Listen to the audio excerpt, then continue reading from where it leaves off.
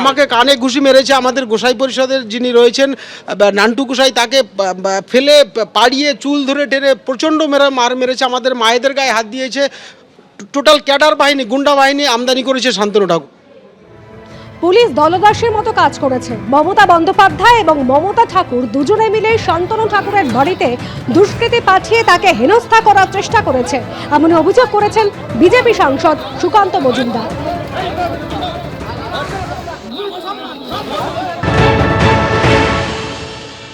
দেখুন, পুলিশ দলদাসের মতো কাজ করছে। মমতা বেলা ঠাকুর মমতা বন্দ্যোপাধ্যায়ের উস্কানিতে, মানে দুই মমতা, মমতা স্কয়ার, এই দুই মমতা মিলে শান্তনু ঠাকুরের বাড়িতে কিছু দুষ্কৃতী পাঠিয়ে তাকে হেনস্থা করার চেষ্টা করেছে। আজকে আমাদের প্রশ্ন হচ্ছে, সিএ আইন যখন পাশ হলো, সেই আইন পাশ হওয়ার পর মমতা বন্দ্যোপাধ্যায়ের ভিডিও ফুটেজ আছে। একজন দায়িত্বপ্রাপ্ত মুখ্যমন্ত্রী হিসেবে তিনি বলেছিলেন, আপনারা কেউ সিএতে অ্যাপ্লিকেশন করবেন না। মানুষ করেননি। মমতা বালা ঠাকুরের পক্ষের যারা মতুয়া, তারা নিশ্চয়ই করেননি, কারণ মুখ্যমন্ত্রী বলেছে।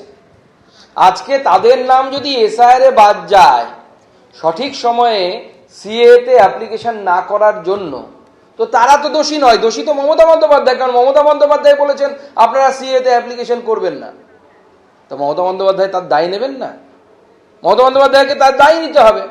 আমরা তো বলেছিলাম উল্টো কথা। আমরা বলেছিলাম আপনারা চোখ বন্ধ করে সিএতে অ্যাপ্লিকেশন করুন, আপনারা নাগরিকত্ব পাবেন এবং সেই নাগরিকত্বের মাধ্যমে আপনাদের নাম ভোটে এসআইআরে উঠে যাবে, ভোটার লিস্টে উঠে যাবে। গতকাল ঠাকুরনগরে মতুয়া বাড়িতে ধুমধুমার পরিস্থিতি তৈরি হয়, আর সেই ঘটনায় একজনকে গ্রেপ্তার করা হয়েছে। মমতা ঠাকুর অনুগামীর অভিযোগের ভিত্তিতে গ্রেপ্তার করা হয়েছে বরুণ বিশ্বাসকে। আরো বিস্তারিত তথ্য আমরা জানবো আমাদের প্রতিনিধি সমীরণ পালের কাছ থেকে। সমীরণ, দেবস্মিতা, বরুণ বিশ্বাস এফআইআর এ নাম থাকা বরুণ বিশ্বাসকে গ্রেপ্তার করা হয়েছে। মোট 13 জনের নামে এফআইআর করা হয়। 1 নম্বরে রয়েছে কেন্দ্রীয় জাহাজ প্রতিমন্ত্রী তথা বনগাঁর বিজেপি সাংসদ শান্তনু ঠাকুর। 2 নম্বরে বনগাঁ সাংগঠনিক জেলা বিজেপি সভাপতি বিকাশ ঘোষ।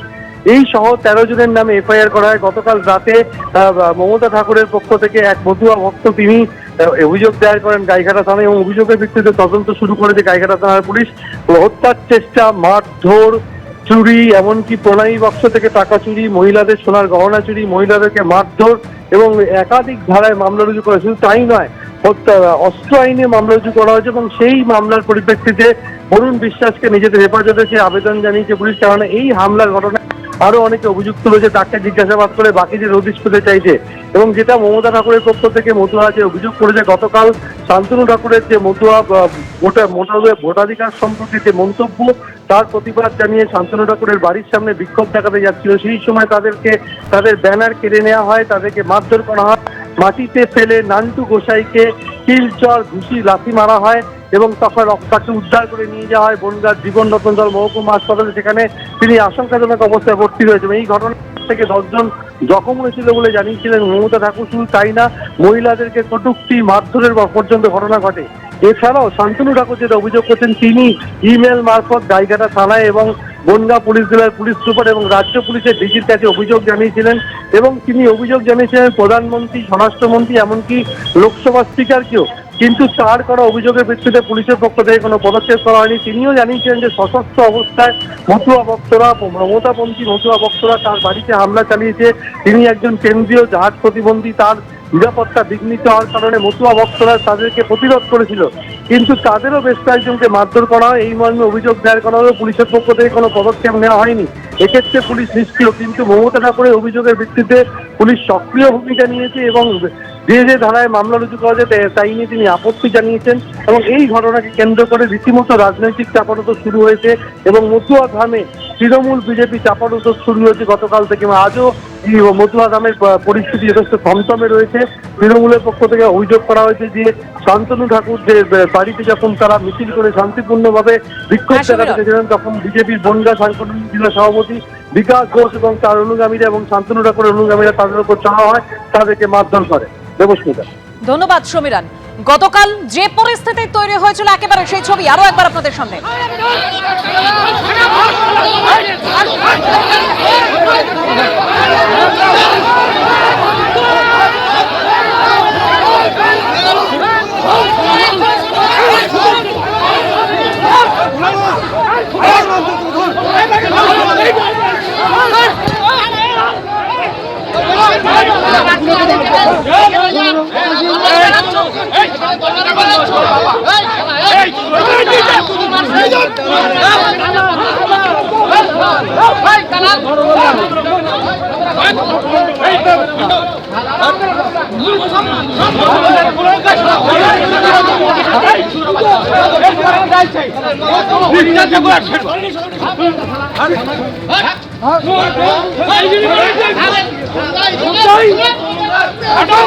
শান্তনু ঠাকুরের মন্তব্যের বিরুদ্ধে বিক্ষোভ দেখাতে গেলে এভাবেই মারধর করা হয় বলে অভিযোগ। একেবারে মারধরের অভিযোগ শান্তনু ঠাকুরের অনুগামীদের বিরুদ্ধে।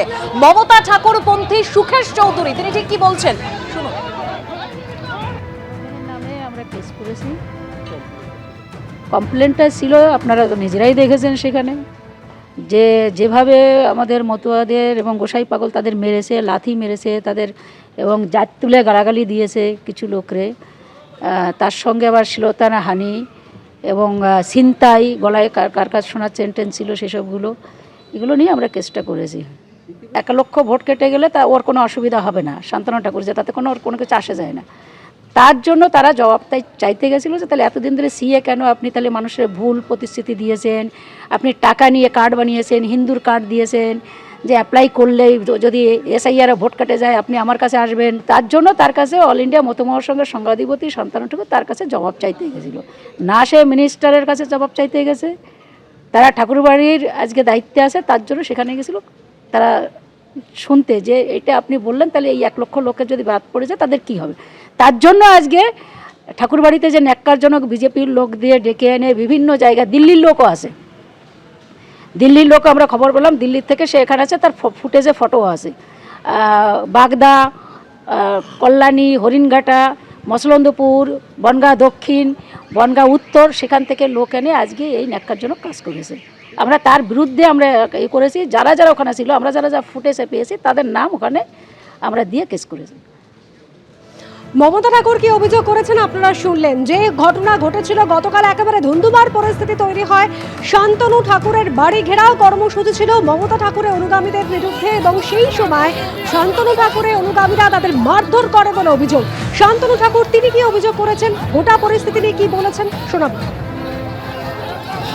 অজ্ঞাত ব্যক্তি আমার বাড়িতে এসে আমার উপরে কেস দিয়ে যাচ্ছে, এটা হচ্ছে দুনিয়ার সবচাইতে বড় দুর্ভাগ্যের বিষয়, ঠিক আছে।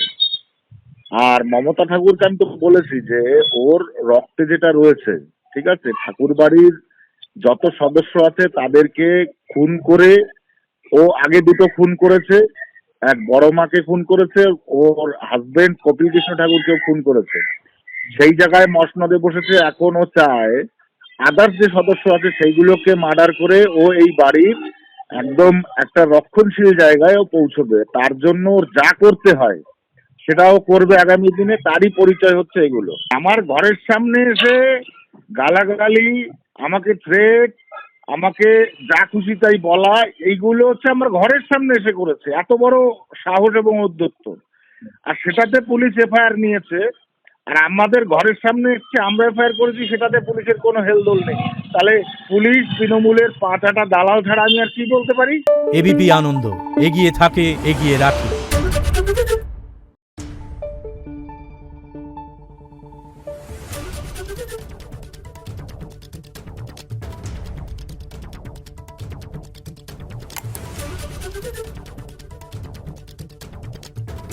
Thank you.